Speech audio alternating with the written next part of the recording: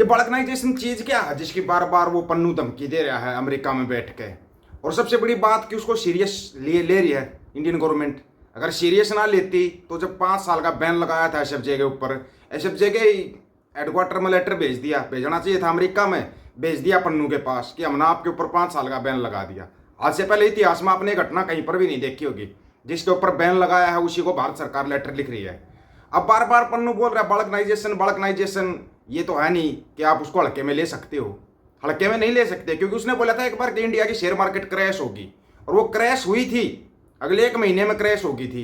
और ऐसी क्रैश हुई थी अंबानी अडानी सबको झटका लगा था, आम जनता को भी बहुत ज्यादा झटका लगा था, लाखों करोड़ का चूना लग गया था, लाखों करोड़ का चूना। अब वो अगर बार बार बल्कनाइजेशन कर रहा है तो पहले तो बल्कनाइजेशन को अच्छी तरीके से समझ लेना। ये शब्द बार बार जो आ रहा है ना, इसको समझ लेना। इसका मतलब है ना बहुत गहरा निकल रहा है, बहुत ही ज्यादा गहरा। हम तो दूसरे तरीके से बोलते हैं, मंडिया और उसके दलाल दूसरे तरीके से बोलते हैं, वो आपको घुमाएंगे। लेकिन एक बात बताओ, 5,000 करोड़ की या हीरोइन पकड़ी गई, नशे वाली हेरोइन पकड़ी गई है। नशा पंजाब के अंदर ज्यादा आता है, पकड़ी कहाँ गई? गुजरात के अंदर। ये तो कमाल ही हो रखा है, कमाल हो रखा है। नशा कहीं पकड़ा जा रहा है, बदनाम पंजाब हरियाणा हो रहा है ना? कमाल की बात। पहले अगर आप ऑर्गेनाइजेशन को समझोगे या इस न्यूज के ऊपर कोई ध्यान दे रहा है। 500 ਕਰੋੜ ਰੁਪਏ ਦੀ ਡਰੱਗ ਬਰਾਮਦ ਹੋਣ ਦਾ ਮਾਮਲਾ ਸਾਹਮਣੇ ਆਇਆ। ਦੱਸਦੇ ਕਿ ਲੋਕਾਂ ਦੀ ਸਿਹਤ ਦੇ ਨਾਲ ਵੱਡਾ ਖਿਲਵਾੜ ਕੀਤੇ ਜਾਣ ਦੀਆਂ ਸਾਜ਼ਿਸ਼ਾਂ ਰੱਖੀਆਂ ਜਾ ਰਹੀਆਂ ਸੀ। ਤਾਂ ਇਸ ਤੋਂ ਪਹਿਲਾਂ ਪੁਲਿਸ ਦੇ ਵੱਲੋਂ ਵੱਡਾ ਆਪਰੇਸ਼ਨ ਵਿੱਢ ਕੇ ਇਸ ਨੂੰ ਕਾਬੂ ਕਰ ਲਿਆ ਗਿਆ। ਤਾਂ ਦੱਸਦੇ ਕਿ ਗੁਜਰਾਤ ਦੇ ਵਿੱਚ 5000 ਕਰੋੜ रुपए 500 बोल रहा है, 5,000 करोड़ की ड्रग्स पकड़ी गई गुजरात के अंदर। खैर छोड़ो, न्यूज दब जाएगी, क्योंकि हजारों करोड़ की कितनी ड्रग्स पकड़ी जाती है, न्यूज दब जाती है। एक बार न्यूज आती है उसके बाद न्यूज दब जाती है। बात कर रहे थे बल्कनाइजेशन की, जिसके ये बार बार वो पन्नू बोल रहा है, बार बार बोल रहा है। तो ये तो है नहीं, वो कोई अनपढ़ आदमी तो है नहीं भाई। अनपढ़ आदमी झोला उठा के चल देगा, वो अनपढ़ तो है नहीं, वो पढ़ा लिखा वकील है, वकील, और उसकी फीस भी बहुत ज्यादा बताई। अमेरिका में रह रहे चरमपंथी गुरबख्श सिंह पन्नू ने हाल में भारत के बल्कनाइजेशन की धमकी दी। पहले विश्व युद्ध के तुरंत बाद यह टर्म आई, जिसका मतलब है कि किसी देश का छोटे छोटे टुकड़ों में बट जाना। सोवियत संघ, रूस से लेकर कई देशों के मामले में यह शब्द कहा जाता रहा है।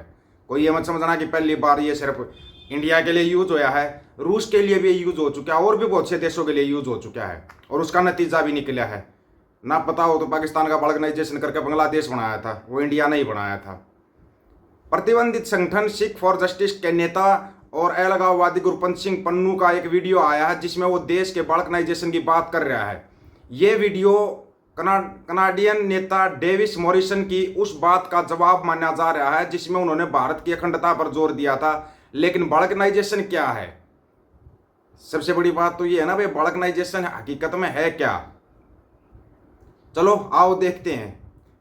सिख फॉर जस्टिस संगठन की नींव रखने वाले पन्नू आए दिन कोई ना कोई भड़काऊ बयान देता रहता है। इस कड़ी में उसने एक टर्म इस्तेमाल किया, बल्कनाइजेशन। यह एक राजनीतिक शब्द है, राजनीतिक शब्द है जो तब उपयोग किया जाता जब किसी देश के छोटे छोटे या कई टुकड़े हो जाएं। ये बंटवारा भाषा, रंग, तौर तरीकों या विचारधारा किसी भी आधार पर हो सकता है। जैसे पंजाब का होया था, जैसे पंजाब का होया था, याद रखना पड़ेगा ना आपको। ये वो हिस्से होते हैं जो विभाजन के बाद भी आपस में दुश्मनी रखते और एक दूसरे के क्षेत्र में अस्थिरता पैदा करते रहते। जैसे हरियाणा और पंजाब की तुम करवाते रहते हो, लेकिन अब हरियाणा पंजाब एक हो चुका है। वहां तुम ये शब्द मत करना, ना इस शब्द को चयन में लाने की सोचना। इस शब्द का चलन बाल्कन क्षेत्र से हुआ था, जहां 19वीं और 20वीं सदी के दौरान ओटोमन साम्राज्य के पतन के बाद पूरा प्रायद्वीप कई छोटे छोटे देशों में बट गया और उनके बीच राजनीतिक संघर्ष और तनाव बढ़ने लगे। ये पहले विश्व युद्ध से कुछ दिन पहले शुरू हो गया था। बाल्कन क्षेत्र से आया ये बल्कनाइजेशन जो शब्द है ना, बाल्कन क्षेत्र से। बाल्कन क्षेत्र दक्षिण पूर्वी यूरोप का एक हिस्सा है। 3 तरफ पानी से घिरा होने की वजह से इसे प्रायद्वीप भी कहते हैं। इसमें अल्बानिया, बुल्गारिया, क्रोएशिया, ग्रीस, उत्तर मैसेडोनिया, बोस्निया, सर्बिया और रोमानिया जैसे देश आते हैं।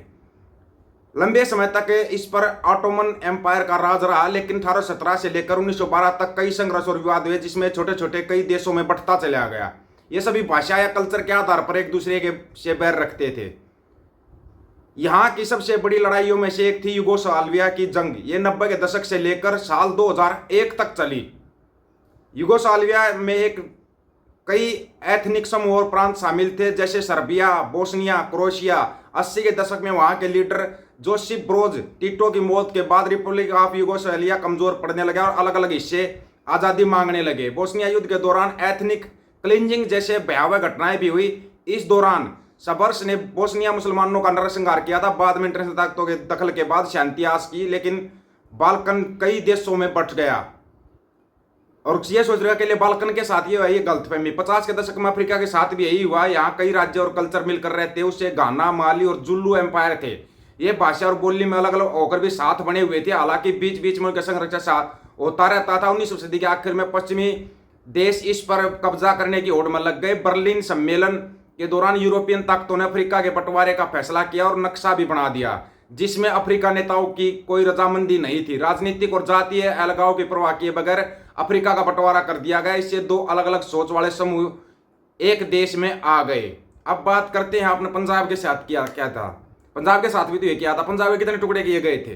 जे के अलग कर दिया, पाकिस्तान का जो था लहंदा पंजाब और चढ़ता पंजाब अलग अलग कर दिया।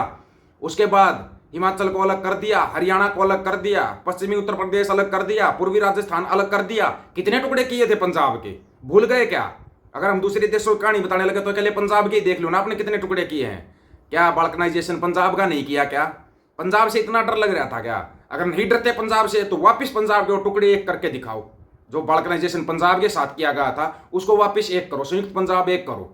उसके बाद फिर ये बाल्कनाइजेशन फ्रांचाइजेशन ये शब्द होते हैं ना, इन पर बाद में विचार विमर्श होता रहेगा। क्या है हिम्मत किसी भी मंत्री, संतरी, प्रधानमंत्री, मुख्यमंत्री के अंदर कि बोल दे कि हाँ संयुक्त पंजाब एक होना चाहिए? बोल के दिखाओ एक बार। कॉलोनाइजेशन खत्म होने के बाद जब अफ्रीका देश आजाद हुए तब बाल्कनाइजेशन का असर काफी गहरा दिखने लगा।